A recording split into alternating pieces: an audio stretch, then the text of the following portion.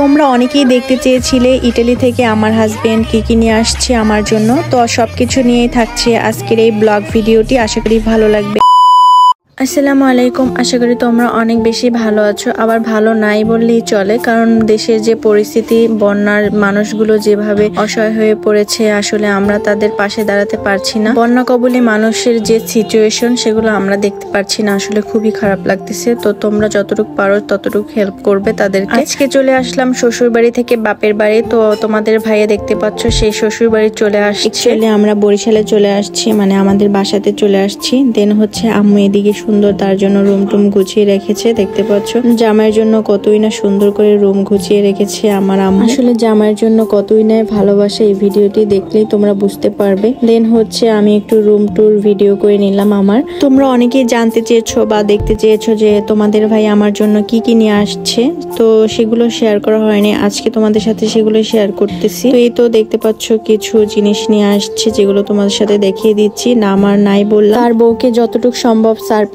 দেওয়ার চেষ্টা করেছে। আসলে এগুলো আমি জানতামও না যে এগুলো আমার জন্য কিনেছে। তো যা দিয়েছে আলহামদুলিল্লাহ আলহামদুলিল্লাহ, আমি অনেক অনেক খুশি। তার ভিতরে এই ব্রেসলাইটটা এত পরিমাণ সুন্দর ছিল, সে আমাকে অনেক অনেক খুশি করে দিয়েছে এই ব্রেসলাইটটা দিয়ে। দেন আরো হচ্ছে বিভিন্ন রকমের পারফিউম, দেন মেকআপ আইটেম, দেন অনেক কিছু, মানে একদম বাচ্চাদের মতো আমার জন্য কাঁকড়া ক্লিপ হইতে পেস্ট, ব্রাশ, সাবান সব কিছুই নিয়ে আসছে। দেন হচ্ছে আমার জন্য একটি আইফোন নিয়ে আসছে, তারপর হচ্ছে ইয়ারফোন নিয়ে আসছে, আরো অনেক জিনিস নিয়ে আসছে, যেগুলো তোমাদের সাথে সব শেয়ার না করলাম। এগুলো হচ্ছে টেবিল কভার, এবং তার সাথে নিয়ে আসছে আমার জন্য শীতের একটি জ্যাকেট, সান, পারফিউম, মিরর, আরো অনেক পারফিউম নিয়ে আসছে। এগুলো শুধু তার বোর জন্য নিয়ে আসছে, আর ফ্যামিলির জন্য যেগুলো নিয়ে আসছে সেগুলো আর কি ভিডিও করা হয়। আমরা দুজন মিলে একটু বাইরে ঘুরতে বের হলাম, একটু কাজ ছিল। দেন কাজটা সেরে বাসায় চলে আসলাম, আর লাঞ্চেরও টাইম হয়ে গেল। তো আম্মু লাঞ্চে রেখেছিল চিংড়ি মাছ, দেন হচ্ছে এই যে কাঁঠাল ছিল, কাঁঠালের বিচি দিয়ে শাক,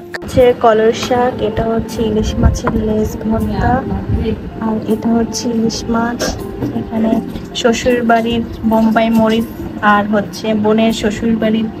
দুজন মিলে একসাথে খেতে বসলাম, আর এই তো আপনাদের ভাইয়া খাচ্ছিল ইলিশ মাছের লেজ ভর্তা দিয়ে। একটু রেস্ট করার পর আবারও বেরিয়ে পড়লাম আপনাদের ভাইয়াকে নিয়ে। একটু কাজ ছিল যেহেতু সদর রোড, তাই চলে গেলাম বেবি পুকুর পাড়ে। এখানে দেখতে পেলাম আখের রস ছিল, তো আপনাদের দুলা ভাই একটু আখ খেতে চেয়েছিল। দেন কাজিনরা মিলে একসাথে আখের রস খেলাম, বেশ ভালোই ছিল। আপনাদের ভাইয়া যেহেতু বাংলাদেশে অনেকদিন পরে আসছে, আর আখের রস ওইখানে তেমন পাওয়া যায় না। দেন বাংলাদেশে এসে সে প্রথমে আখের রস ট্রাই করলো, আর অনেক দিন পর সে খেয়েছে। আর এটার লোকেশন হচ্ছে বরিশাল বিবি পুকুর পাড়ি।